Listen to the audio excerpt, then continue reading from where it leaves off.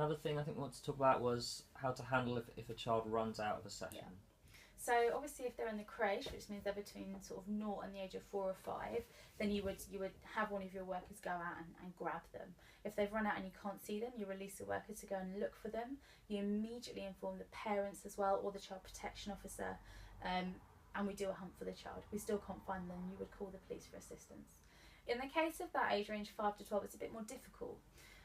So if a child runs out of the session, again, you would release a worker to follow them and make sure they're aware of where they are. If they stay within the building, then you would look to go and get the parent, and the parent can either persuade the child to rejoin the group, or the parent can regain responsibility for the child for the rest of that session. It depends on it. It could be that the child's frustrated and angry, or it could be they were just excited and lost track of themselves, particularly when they're new to the group.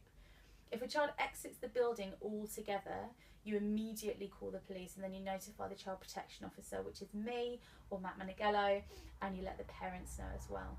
Of course, you might not be comfortable letting the parents know, and that's totally fine. We will support you in that, but you just need to let us know. And of course, let your team leader know, although I'm sure you'd kind of have made them aware in that whole process.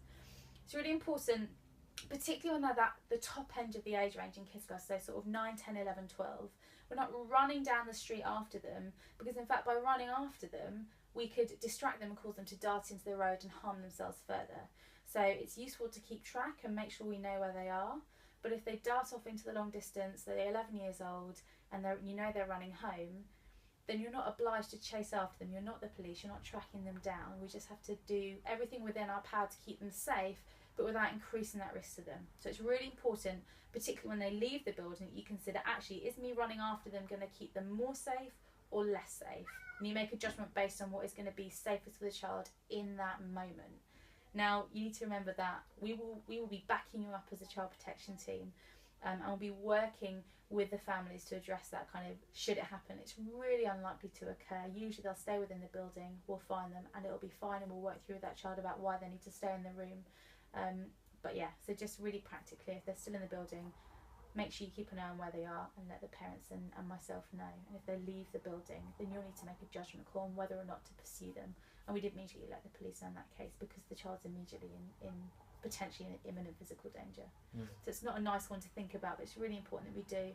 And there is a flow chart in the Kids Club folder and online. So if you're not sure about like who to talk to, or specifically what actions to take in those processes, in those instances, then there are flow charts in the folder for you to look at, so that you can very quickly remember what to do and take action. Cool, great.